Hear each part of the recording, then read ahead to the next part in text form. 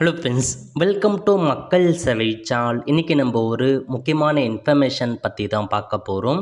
அதாவது தரிசு நிலங்களை விளைநிலங்களாக மாற்ற விண்ணப்பிக்கலாம் அப்படின்ற மாதிரி தமிழக அரசு அறிவிச்சிருக்காங்க.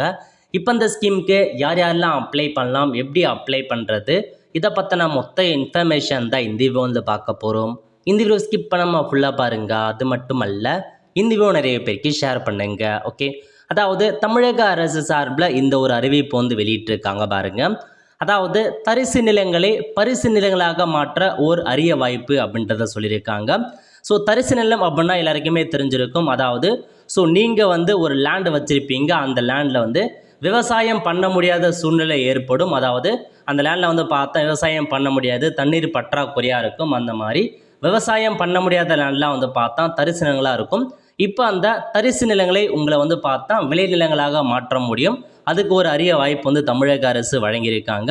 அந்த மாதிரி லேண்ட் இருக்கவங்க உங்கள் லேண்டை நீங்கள் விளைநிலமாக மாற்றுறதுக்கு அப்ளை பண்ணலாம். ஒரு அரிய வாய்ப்பு கொடுத்துருக்காங்க. எந்த ஸ்கீம் மூலமாக அப்படின்னா, கலைஞரின் அனைத்து கிராம ஒருங்கிணைந்த வேளாண் வளர்ச்சி திட்டம் மூலமாக இந்த ஒரு ஸ்கீம் கொடுத்துருக்காங்க.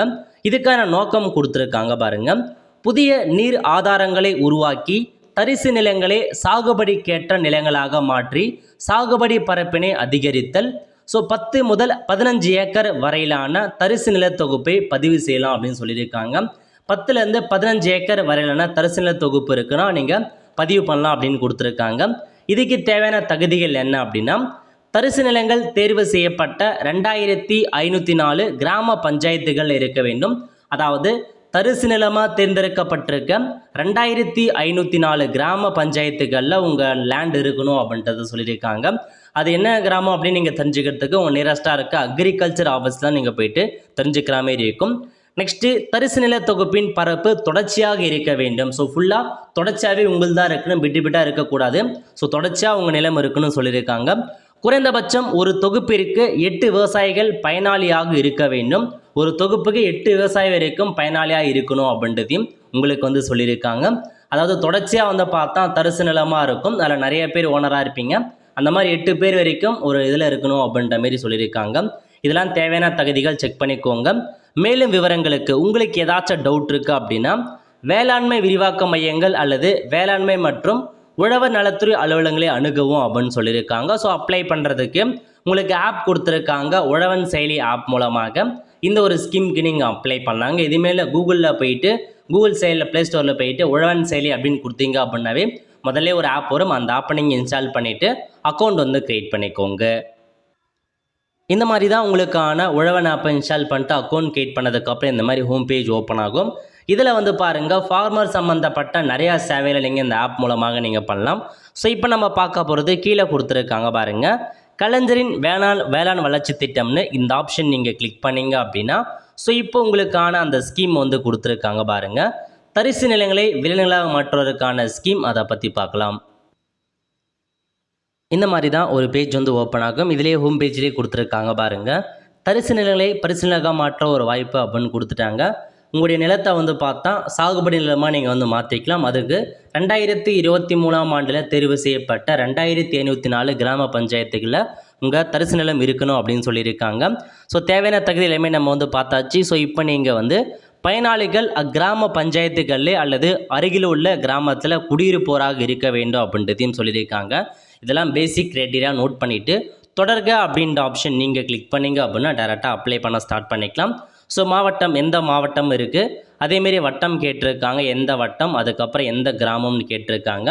இதில் நீங்கள் செலக்ட் பண்ணுறப்பவே உங்கள் கிராமம் இருக்கா இல்லையா அப்படின்னு நீங்கள் தெரிஞ்சுக்கலாம். அதாவது அந்த 2504 கிராமங்களில் உங்கள் கிராமம் இருக்கா இல்லையான்றதை நீங்கள் இதிலே கொடுத்துருக்காங்க. அதை ஆக்சஸ் பார்த்துக்கலாம். வருவாய் கிராமம் கேட்டிருக்காங்க. உங்கள் வருவாய் கிராமம் எதுவோ அதை நீங்கள் பக்கத்து கிராமம் தான் நீங்கள் செலக்ட் பண்ணிக்கலாம். நெக்ஸ்ட்டு பாருங்கள், தொலைபேசி எண் உங்கள் மொபைல் நம்பரை கொடுத்துட்டு கெட் ஓடிபி கிளிக் பண்ணுறீங்க அப்படின்னா ஓடிபி சேரும். அந்த ஓடிபி என்ட்ரு பண்ணிட்டு வெரிஃபிகேஷன் பண்ணிக்கோங்க. நெக்ஸ்ட்டு குழு தலைவர், அந்த இப்போ ஒரு நிலம் தரிசு நிலம் பொறுத்த வரைக்கும் நிறைய ஏக்கர் இருக்கும். அந்த நிறைய ஏக்கரில் நிறைய பேர் இருப்பாங்க ஓனர்ஸாக.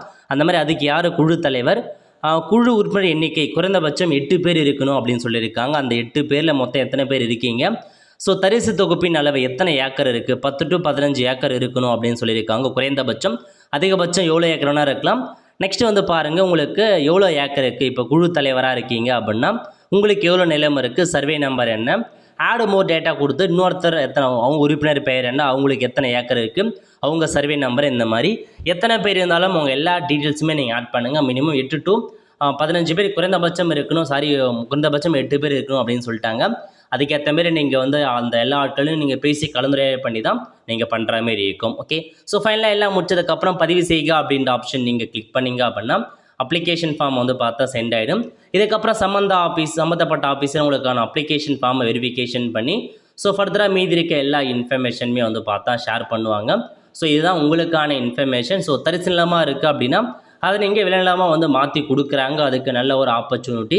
ஸோ மிஸ் பண்ணாத வந்து பார்த்தா இருக்கவங்க நீங்கள் அப்ளை பண்ணி பயனடைய பாருங்கள். அவ்வளோ ஃப்ரெண்ட்ஸ், கண்டிப்பாக இந்த பிடிச்ச லைக் பண்ணுங்கள். அது மட்டும் அல்ல, இந்த வீடியோ நிறைய பேருக்கு ஷேர் பண்ணுங்கள்.